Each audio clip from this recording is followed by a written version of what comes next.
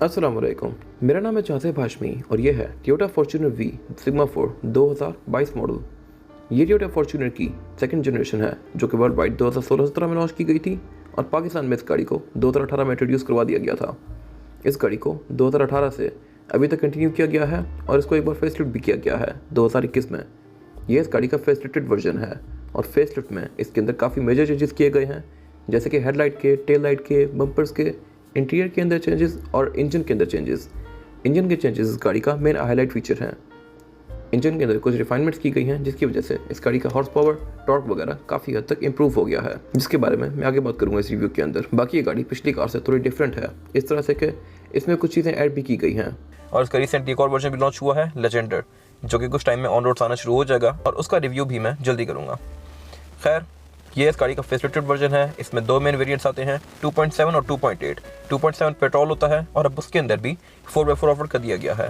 Facelift से पहले 2.7 petrol engine के साथ 4x4 का ऑप्शन नहीं था, अब उसमें 4x4 भी दे दिया गया है और डीजल इंजन में तो ऑलरेडी 4x4 आता था। टोयोटा वर्ल्ड वाइड और पाकिस्तान में भी अपनी ड्यूरेबिलिटी और रीसेल वैल्यू के लिहाज से काफ़ी तरह फेमस है and this car is no different. ये गाड़ी भी पाकिस्तान में काफ़ी स्ट्रांगली अपनी वैल्यू होल्ड करती है।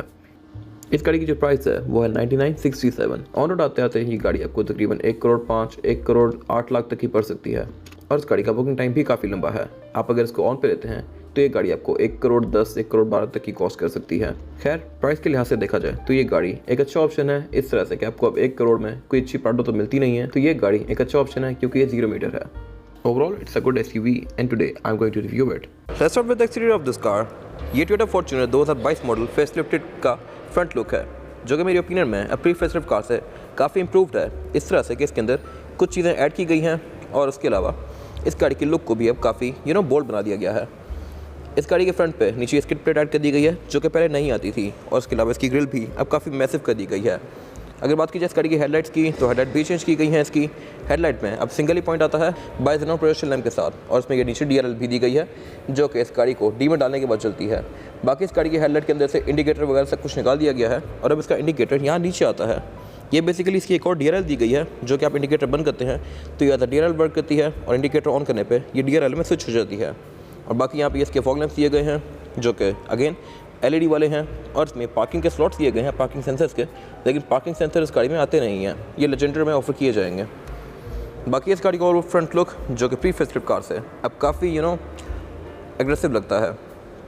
और इसके अलावा अगर बात की जाए इस गाड़ी के बोनट की तो बोनट काफ़ी मैसिव है।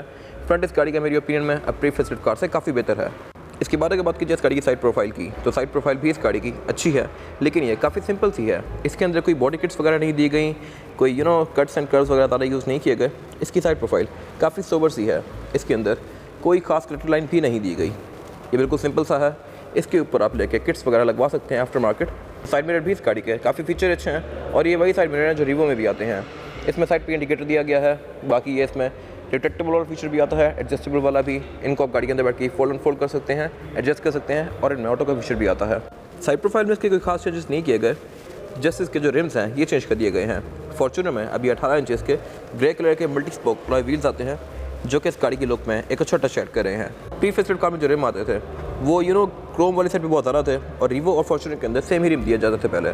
फेसलिफ्ट में ये दोनों अलग कर दिए गए हैं, अब रिवो और फॉर्च्यूनर दोनों में अलग अलग रिम्स आते हैं। इसके बारे में बात की जाए इस गाड़ी के रेयर लुक की तो ये फॉर्च्यूनर का रेयर लुक है जो कि अगेन मेरी ओपिनियन में अब काफ़ी इंप्रूव कर दिया गया है फेसलिफ्ट में। इस गाड़ी के रेयर लुक का बेसिक शेल तो प्री फेसलिफ्ट कार जैसा ही है, इसमें टेल लाइट भी वैसी ही आती हैं, लेकिन इनके अंदर जो डिज़ाइनिंग है ये चेंज कर दी गई है। इसके अंदर अब ये काफ़ी बड़ी सारी काफ़ी ब्राइट रनिंग LED लैंप दे दिया गया है और उसके अलावा इंडिकेटर भी इसमें ये LED वाले दे दिए गए हैं। अब पहले ये हेलोजन वाले आते थे, जैसे इसमें जो रिवर्स है ये भी हेलोजन वाला है जो कि मेरे ख्याल में LED होता तो अच्छी बात थी। एक बैकअप कैमरा आता है, रेड विंडशील्ड वॉशर आता है और ट्रंक अनलॉक करने के लिए नीचे ग्लास दिया गया है। ट्रंक इस गाड़ी में ऑटोमेटिक आती है जिसको आप इस तरह से ओपन कर सकते हैं लाइक दिस। ये इस गाड़ी के सिग्मा 4 वेरिएंट के अंदर आती है। जो इस गाड़ी का बेसिक वेरिएंट है उसमें ट्रंक हाथ से खोली जाती है। बाकी इस गाड़ी की ट्रंक कैपेसिटी जो कि अगेन मेरे ख्याल में काफ़ी स्पेशियस है और ये गाड़ी पे एक प्रॉपर 7 सीटर कार है। बैक पे इसमें ये 2 सीट्स भी दी गई हैं जिनकी सीटिंग कैपेसिटी ठीक है, बच्चों के लिए ठीक है, एडल्ट्स भी यहाँ बैठ सकते हैं लेकिन ज़्यादा कंफर्टेबल नहीं होंगे। इनको फोल्ड करके आप इस गाड़ी की ट्रंक कैपेसिटी को और ज़्यादा खुला बना सकते हैं। फॉर्च्यूनर के अंदर ये सीट्स इस तरह से फोल्ड होने वाली दी गई हैं, जबकि अब लेटेस्ट कार्स के अंदर यूजुअली V8 वगैरह के अंदर ये प्राडो के अंदर सीट्स सिंकिंग आ रही हैं जो कि बेड के अंदर ही फोल्ड होती हैं और उसमें ये वाली एरिया भी खाली होती है। इस गाड़ी के 4x4 का मैकेनिज्म जो है वो यहाँ पे नीचे दिया गया है, जिसकी वजह से इसकी जो सीट्स हैं ये ऊपर दी गई हैं यहाँ पर, और इस गाड़ी का स्पेयर व्हील भी यहाँ बम्पर के नीचे आता है। थर्ड रो को अगर आप खोल लें तो यहाँ पे मुश्किल से एक बड़ा बैग आता है। इनको अगर आप फोल्ड कर लें तो इस गाड़ी की ट्रंक कैपेसिटी काफ़ी ज़्यादा खुली हो जाती है। बैक पे जो सीट्स दी गई हैं सेकंड रो की, ये भी 60-40 के स्प्लिट के साथ हैं। इनको फोल्ड करके आप इस गाड़ी की ट्रंक कैपेसिटी को और भी ज़्यादा खुला बना सकते हैं, जो कि अगर मेरे ख्याल में एक अच्छी चीज़ है। थर्ड रो पैसेंजर्स के लिए बैक पे यहाँ पे एयरवेंट्स भी दिए गए हैं। उसके अलावा कप होल्डर्स भी आते हैं, सारी एमिनिटीज़ यहाँ पे दी गई हैं। ऊपर यहाँ पे ट्रंक के अंदर एक लाइट भी आती है, केबिन लाइट की तरह की, जिसको आप खुद ही ऑन ऑफ कर सकते हैं। और उसके अलावा ये इस गाड़ी का टेल गेट का डोर, जिसको आप यहाँ से ओपन क्लोज कर सकते हैं। इसकी हाइट को भी एडजस्ट किया जा सकता है। अगर अपने टेल गेट की हाइट को एडजस्ट करना है तो मैं इसको अपनी मर्ज़ी के लिहाज से किसी हाइट पे लेके आऊँगा और फिर इस बटन को दबा के रखूँगा तो ये इसकी अब नई हाइट सेट हो गई है। अब अगर मैं इसको अनलॉक करूँगा तो ये इस साइड से ऊपर नहीं जाएगा। कुछ घरों की छत ज़्यादा ऊँची नहीं होती गिराज की, तो उनका टेल गेट इतना ऊपर नहीं जा सकता। अब मैंने इसकी जो नई हाइट सेट की थी ये उससे ऊपर नहीं जाएगा। अब ये इतना ही ओपन हुआ है, और अगर मैं इसको दोबारा वापस करके मैनुअली इस बटन को दबा के रखूँगा तो अब इसकी ये नई हाइट सेट हो गई है। अब मैं इस गाड़ी के टेल गेट को ओपन करूँगा तो ये फुल हाइट पे जाएगा अपनी। तो ये बेसिकली उन घरों के लिए है जहाँ पे गैराज का रूफ इतना ऊंचा नहीं होता और उसकी टेल गेट ज़्यादा ऊंची नहीं खुल सकती। बैक पे अब इस गाड़ी में फेसलिफ्ट के बाद 4x4 का साइन भी दे दिया गया है। सिग्मा 4 बेसिकली 4x4 ही था, लेकिन स्टिल यहाँ पे एक और 4x4 दे दिया गया है। सिग्मा 4 भी 4x4 होता है, तो बेसिकली अब इस गाड़ी में बैक पे 4x4 और 4x4 दो 4x4 का साइन आते हैं। I don't know why. इसके बाद अगर बात की जाए इस गाड़ी के इंटीरियर की, तो ये फॉर्च्यूनर 2022 मॉडल का इंटीरियर है, फेसलिफ्ट वाला, जो कि प्री फेसलिफ्ट कार जैसा ही है देखने में। इवन इसकी कलर टोन भी सेम टू सेम वही है, लेकिन इसके अंदर कुछ माइनर चेंजेस किए गए हैं।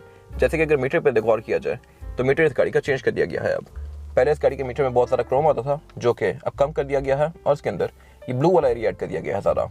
बाकी इस गाड़ी के स्टीयरिंग के अंदर एक VFC वाला ऑप्शन ऐड कर दिया गया है, जिसके बारे में मैं आगे बात करूंगा इस रिव्यू के अंदर। स्टीयरिंग व्हील इस गाड़ी में 3 स्पोक आता है। लेफ्ट राइट डिफरेंट स्पोक पे कंट्रोल दिए गए हैं। लेफ्ट स्पोक पे जो कंट्रोल दिए गए हैं ये इस गाड़ी के मल्टीमीडिया सिस्टम के हैं। राइट स्पोक पे जो कंट्रोल दिए गए हैं ये एक ट्रैक पैड है, जहाँ से आप इस गाड़ी के MRI डिस्प्ले के बीच में नेविगेट कर सकते हैं लाइक दिस। और उसके अलावा इस गाड़ी का स्टीयरिंग व्हील भी देखने में अच्छा है। इस गाड़ी में टोटल 3 एयरबैग्स आते हैं। एक स्टीयरिंग व्हील के अंदर माउंटेड है, एक डैशबोर्ड के अंदर, और एक ड्राइवर के नी पे दिया गया है। तो मेरे ख्याल से इस गाड़ी के अंदर एयरबैग ज़्यादा होने चाहिए थे, बट इसमें 3 ही दिए गए हैं। बाकी इस गाड़ी के स्टीयरिंग पे पैडल शिफ्टर्स भी आते हैं। एज इट इज़ यही स्टीयरिंग रीवो के अंदर भी आता है, लेकिन उसमें पैडल शिफ्टर्स नहीं होते। इस गाड़ी में पैडल शिफ्टर भी दिए गए हैं, जो कि मेरे ख्याल में अच्छी चीज़ है। और उसके अलावा अगर बात की जाए इस गाड़ी के मीटर की, तो मीटर इस गाड़ी के फेसलिफ्ट में चेंज कर दिया गया है। प्री फेसलिफ्ट कार में मीटर का शेल होता ऐसा ही था, लेकिन उसका डिज़ाइन थोड़ा डिफरेंट था। फेसलिफ्ट में इस गाड़ी के मीटर के अंदर क्रोम थोड़ा कम कर दिया गया है, और एक ये ब्लू वाला पार्ट ऐड कर दिया गया है, और इसके फॉन्ट्स भी चेंज कर दिए गए हैं। इस गाड़ी का मीटर 200 तक है। बाकी क्योंकि इस गाड़ी का ये सिग्मा 4 यानी डीजल वेरिएंट है, तो इसमें जो रेव लिमिट है वो 4.5 पे है। बाकी RPM के साथ नीचे टेम्परेचर गेज दिया गया है, और स्पीडोमीटर के साथ नीचे फ्यूल गेज दिया गया है। बीच में एक ये MRI डिस्प्ले आता है, जो कि आपको इस गाड़ी के बारे में बहुत सारी चीज़ें शो करवाता है, जैसे कि ट्रिप्स, एवरेज किलोमीटर पर लीटर, स्पीड, और उसके अलावा इस तरह की डिफरेंट चीज़ें। फेसलिफ्ट में इस गाड़ी के अंदर एक चीज़ ऐड कर दी गई है, और वो ये है इस गाड़ी का टायर टर्निंग रेडियस। इसके बाद अगर बात की जाए इस गाड़ी के डैशबोर्ड की, तो डैशबोर्ड जो है इस गाड़ी का, इसका ऊपर वाला ये वाला एरिया प्लास्टिक की फिनिश में है, अच्छी प्लास्टिक, जिस पे मेरे खास लेदर यूज़ किया जाता तो अच्छी बात थी। मीटर की हाउसिंग इसकी अच्छी है, इस पर लेदर यूज़ किया गया है। इसके अंदर स्टिचिंग दी गई है। ग्लव कंपार्टमेंट भी इसका लेदर की फिनिश में है, और बाकी यहाँ पे भी इसके ये लेदर दिया गया है। लेकिन ऊपर वाला जिसका मेन एरिया है ये अच्छी प्लास्टिक है, तो मेरे ख्याल से ये बेहतर हो सकता था। बाकी इस गाड़ी में बहुत सारे एयरवेंट्स आते हैं डैशबोर्ड में, बैक पर, सेकंड रो सीट्स के लिए, और फिर थर्ड रो सीट्स के लिए भी। बाकी सेंटर में यहाँ पे इसका ये मल्टीमीडिया पैनल दिया गया है, जो कि 9 इंचेस का है, और ये है तो काफ़ी फीचरिश, लेकिन इसमें लैग काफ़ी है। इसमें Bluetooth, phone connectivity, Android auto, Apple CarPlay, FM, इस तरह की चीज़ें कंपनी स्टैंडर्ड आती हैं। आप इसके अंदर मैप्स वगैरह भी यूज़ कर सकते हैं। बाकी इसके अंदर कोई क्लाइमेट कंट्रोल वगैरह शो नहीं होता, जो कि मेरे ख्याल में होता तो अच्छी बात थी। बाकी उससे नीचे यहाँ पे गाड़ी का क्लाइमेट कंट्रोल दिया गया है। क्लाइमेट कंट्रोल इस गाड़ी का इस तरह से डुअल जोन है कि इसमें फ्रंट और रेयर पैसेंजर्स के लिए 2 अलग-अलग जोन्स दी गई हैं, और उससे नीचे यहाँ पे इस गाड़ी के 4x4 के कंट्रोल्स दिए गए हैं। 4x4 इस गाड़ी के सिग्मा 4 और अब पेट्रोल वर्जन के अंदर भी ऑफर होता है, जो कि पहले नहीं था। पहले सिर्फ सिग्मा 4 के अंदर 4x4 आता था, और इस गाड़ी के छोटे वर्जन के अंदर 4x2 आता था। बाकी साथ यहाँ पे डाउन असिस्ट कंट्रोल दिया गया है, जो कि एक अच्छा फीचर है। अगर आप किसी उतराई से उतर रहे हैं तो गाड़ी आपके इंजन को यूज़ करके ब्रेकिंग करेगी, बजाय के ब्रेक्स के यूज़ करने के, क्योंकि पहाड़ी इलाकों में ब्रेक्स यूजुअली गर्म हो जाती हैं और काम करना छोड़ देती हैं। तो DAC में ब्रेक्स आपकी यूज़ होंगी ही नहीं।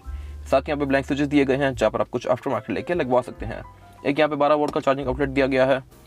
उससे पीछे यहाँ पे इस गाड़ी का गेयर लीवर दिया गया है। गेयर लीवर भी इस गाड़ी का अच्छा है, स्लीक सा है। इसमें जो गेयर सिलेक्शन है वो है P, R, N, D और स्पोर्ट्स। स्पोर्ट्स में करके आप इस गाड़ी को मैनुअली भी चला सकते हैं पेडल शिफ्टर से। इस गाड़ी में पेडल शिफ्टर्स भी आते हैं और उससे पीछे यहाँ पे इस गाड़ी के ड्राइविंग मोड्स दिए गए हैं, इको, नॉर्मल और स्पोर्ट। अब इस गाड़ी में स्पोर्ट मोड भी दे दिया गया है जो कि पहले नहीं था।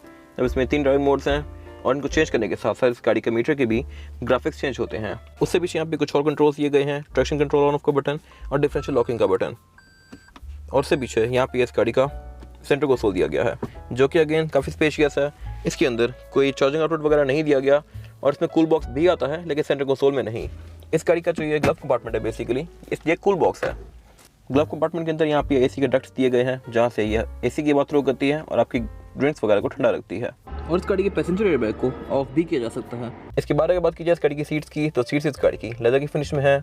इसके अंदर ये लेदर ब्राउन कलर का है और ये कोई बहुत ज़्यादा मजे की नहीं है, इसका कंफर्ट लेवल बस ठीक है। बाकी यही इसका ब्राउन लेदर डोर्स के अंदर भी कंटिन्यू किया गया है और डोर्स इस गाड़ी के अच्छे हैं। ये 3 कॉम्बिनेशन में है, ब्लैक, ब्राउन और ग्रे के। इसमें सिल्वर कलर की फ्रिल्स दी गई हैं। बाकी विंडोज लॉकर वाला एरिया इसका पियानो ब्लैक की फिनिश में है और इस गाड़ी में सारी विंडोज सिंगल टैप वाली आती हैं।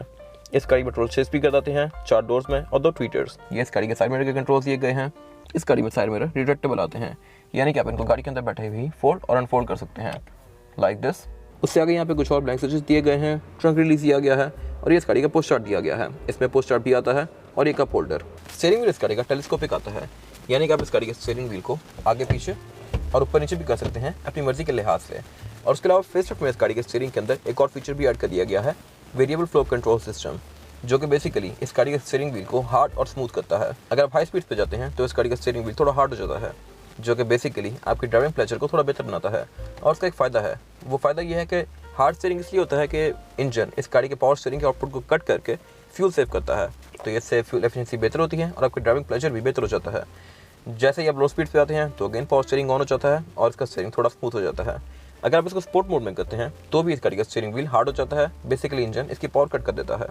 तो hard steering wheel comparatively lighter steering से थोड़ी आपको ज़्यादा स्ट्रॉन्ग सी फील देता है इस गाड़ी की। और उस पर क्रूज कंट्रोल भी दिया गया है। स्टीयरिंग के बैक पे एक स्टिक दी गई है जहाँ से आप इस गाड़ी के क्रूज को इनेबल डिसेबल कर सकते हैं और उसकी स्पीड को कम ज़्यादा कर सकते हैं। वैनिटी मिरर इस गाड़ी में ड्राइवर और पैसेंजर दोनों के लिए आते हैं विद अ लाइट जो कि ऑटोमेटिक है और सेंटर में यहाँ पे इसके कैमरा लाइट्स दी गई हैं जो कि एलईडी में है और जलते हुए इस गाड़ी को काफ़ी अच्छी लुक देती हैं। इस गाड़ी में कोई सनरूफ वगैरह नहीं आती, जो कि मेरे ख्याल में आती तो एक बहुत मज़ेदार चीज़ थी और इस गाड़ी का काफ़ी यूनिक सेलिंग पॉइंट बनती, लेकिन इसमें नहीं दी गई।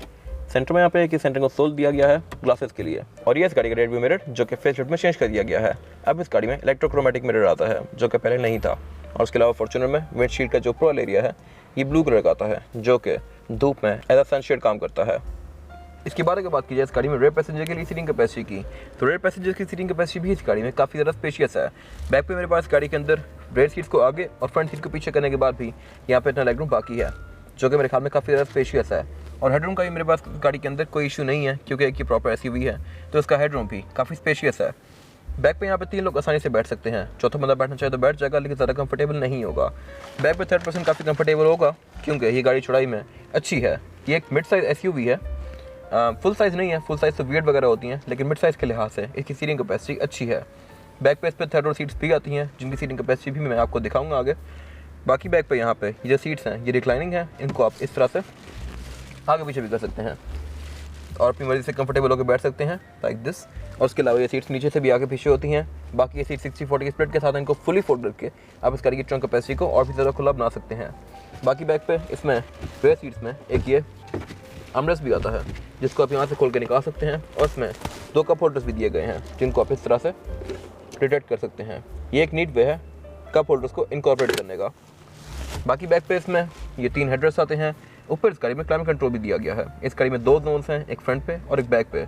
बैक और 3rd रो सीट्स की जोन यहीं पे दी गई है। इसका यहाँ पे क्लाइमेट कंट्रोल है जिसको आप यहाँ से ऑन ऑफ कर सकते हैं और उसके बीच में एक बड़ा क्यूट सा डिस्प्ले भी दिया गया है। और उसके अलावा बैक पे यहाँ पे एक चार्जिंग आउटलेट आता है 12 वोल्ट का और एक प्रॉपर हाउस होल्ड सॉकेट भी आता है 220 वोल्ट का, जहाँ पर अपना चार्जर वगैरह भी लगा सकते हैं एज इट इज़ ला के यहाँ पे। इस गाड़ी की 3rd रो सीट्स को एक्सेस करने के लिए यहाँ पर एक लैच दिया गया है। यहाँ से आप इस गाड़ी की 2nd रो सीट्स को फोल्ड करके 3rd रो सीट्स को एक्सेस कर सकते हैं। और ये है इस कार की 3rd रो पैसेंजर्स की सीटिंग कैपेसिटी। इस गाड़ी की 2nd रो को अगर ओपन करूँगा मैं तो मेरे पास अभी भी थोड़ा बहुत लेगरूम बाकी है। हेडरूम मेरे पास ठीक है इस गाड़ी के अंदर, बस पूरा है। मेरे से लंबा बंदा को यहाँ पे बैठेगा तो उसको बैठने में थोड़ी मुश्किल होगी। और उसके अलावा 3rd रो पैसेंजर्स के लिए यहाँ पर एक स्टोरेज पॉकेट दी गई है बैक पे यहाँ पे सीट बेल्ट दी गई हैं, रेयर सीट्स में हेडरेस्ट दिए गए हैं और इसकी ये रेयर सीट्स भी एडजस्टेबल हैं। इसको आप अपनी मर्ज़ी के लिहाज से आगे या पीछे कर सकते हैं। और उसके अलावा ऊपर यहाँ पे विंडोज़ भी आती हैं और हैंडरेस्ट भी आते हैं। रेयर पैसेंजर्स के लिए ऊपर यहाँ पे एयर वेंट्स भी आते हैं इस गाड़ी के अंदर। इसके बारे में बात की जाए इस गाड़ी के इंजन की, तो फॉर्च्यूनर में 2 इंजन साइज ऑफर होते हैं, 2.7 litre and 2.8 litre. 2.7 engine petrol होता है एंड 2.8 डीजल होता है। ये इस गाड़ी का सिग्मा 4 वेरिएंट है, यानी 4x4 डीजल इंजन। इस गाड़ी में 2800 सीसी 1GT FTB इंजन आता है, जो कि 2016 में लॉन्च किया गया था और 2016 से प्री फेसलिफ्ट तक ये गाड़ी 175 horse power and 450 newton meter of torque produce करती थी। फेसलिफ्ट में इसके टर्बो के अंदर कुछ रिफाइनमेंट्स की गई हैं, जिसकी वजह से अब ये गाड़ी 201 horse power and 500 newton meter of torque produce करती है, जो कि काफ़ी सिग्निफिकेंट फ़र्क है। और अब इस गाड़ी के अंदर बैलेंस शॉट भी ऐड कर दी गई है इंजन में, जो कि इसकी नॉइज़ और वाइब्रेशन को काफ़ी हद तक कम करती है। ये engine as compare to previous engine काफ़ी रिफाइंड है और विद इन सिटी ये गाड़ी आपको 8 से 10 तक एवरेज दे सकती है, depending upon your driving pattern. Long पर ये गाड़ी 14-15 तक भी जा सकती है अगर आप इसको 100 से 120 के बीच में रखें तो क्रूज़ लगा के, जो कि बहुत ज़बरदस्त एवरेज है इस बॉडी साइज़ के लिहाज से। और उसके अलावा बोनट भी इस गाड़ी में स्टैंड से ओपन होता है, जो कि मेरे ख्याल से एक ड्रॉबैक है। इस गाड़ी के बोनट काफ़ी हैवी है और इसमें हाइड्रोलिक आने चाहिए थे। बाकी इसके अंदर इंसुलेशन दी गई है, जो कि मेरे ख्याल से अच्छी चीज़ है। इसके बारे में बात की जाए इस गाड़ी के टायर साइज़ की, तो टायर साइज़ जो आता है इस गाड़ी में वो है 265, 60 और 18। इस गाड़ी में 18 इंचज़ का अलॉय रिम दिया गया है, जो कि मल्टी स्पोक है और ग्रे कलर में है। ये अलॉय रिम इसमें फेसलिफ्ट के बाद दिया गया है। प्री फेसलिफ्ट कार में अलॉय रिम थोड़ा डिफरेंट आता था और रिवो और फॉर्च्यूनर में सेम ही अलॉय व्हील्स आते थे। अब फेसलिफ्ट के बाद रिवो और फॉर्च्यूनर दोनों में अलग अलग अलॉय व्हील्स आते हैं। ये अलॉय व्हील्स सिर्फ फॉर्च्यूनर तक लिमिटेड हैं। और इसमें जो टायर दिया गया है वो डनलॉप का है ग्रैंड ट्रैक, जो कि अच्छा टायर है और आपको 30,000 किलोमीटर तक एक अच्छी ड्राइव देगा। फॉर्च्यूनर में जो एक चीज़ अच्छी है वो ये है कि इसमें ऑल व्हील डिस्क ब्रेक आती है, फ्रंट पे भी और बैक पे भी, जबकि रिवो में सिर्फ फ्रंट पे डिस्क ब्रेक आती है और बैक पे ड्रम आती है। ये इस गाड़ी की फिजिकल की है। बैक पे फॉर्च्यूनर का लोगो और इस पर फॉर्च्यूनर बनी हुई है और फ्रंट पे इसमें लॉक अनलॉक ट्रंक लीज और पैनिक बटन दिया गया है। ट्रंक इस गाड़ी में ऑटो टेलगेट आता है और इसके अलावा नीचे टेटो का लोगो दिया गया है। और इस गाड़ी की फील भी अच्छी है। प्राडो वगैरह की कीज़ बिल्कुल नॉर्मल सी होती हैं। इसकी की मेरे ख्याल में एक प्रॉपर सब्सटेंशियल की है और आपको पकड़ के पता लगता है कि आपने किसी गाड़ी की पकड़ी हुई है। ये इस गाड़ी की कुछ स्पेसिफिकेशंस दी गई हैं। 2.8 डीजल 1GT इंजन आता है इसमें, cruise tronic, paddle shifters, rear vents, 18 inch alloy wheels, hot and cool box, 3 airbags, sport mode, part time 4x4, smart entry intercooler. और जो इसकी प्राइस है वो है 99,67,000। ऑन रोड आते आते ये गाड़ी आपको तकरीबन 1,05,07,00,000 तक की पड़ सकती है। और ये गाड़ी अगर आप आज बुक करते हैं यानी जनवरी 2022 में, तो ये गाड़ी आपको सितंबर में मिलेगी जाकर। ये था आज का review Toyota Fortuner V 2022 model का। अगर आपको ये रिव्यू पसंद आया तो इस वीडियो को लाइक कीजिए, मेरे चैनल को सब्सक्राइब कीजिए और अगर आपके पास इस गाड़ी से रिलेटेड कोई भी राय है तो उसको कमेंट सेक्शन में ज़रूर शेयर कीजिएगा, ताकि वो लोग जो ये गाड़ी लेने वाले हैं वो आपकी राय से फ़ायदा उठा सकें। अपना ख्याल रखिएगा। Thank you.